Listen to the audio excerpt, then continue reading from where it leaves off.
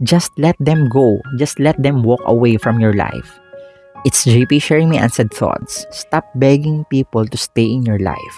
Kasi if they really want to be there, you won't have to convince them. Hindi mo kailangan magmakaawa at magbaba ng standards o mag-compete sa attention nila. Hayaan mo silang ma-realize yung vibes mo na hindi nila mahahanap sa iba. Kasi wala kang katulad.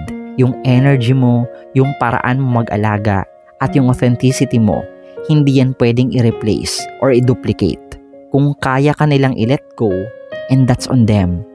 Pero tandaan mo, may taong pipiliin ka agad at may taong kailangan munang mawala ka bago nila makita kung gaano ka ka-rare. At guess what? Kapag nakita nila yung value mo, madalas huli na.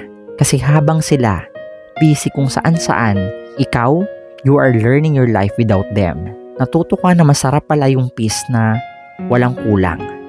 Sinulat ko dito, when someone is willing to walk away from you, let them.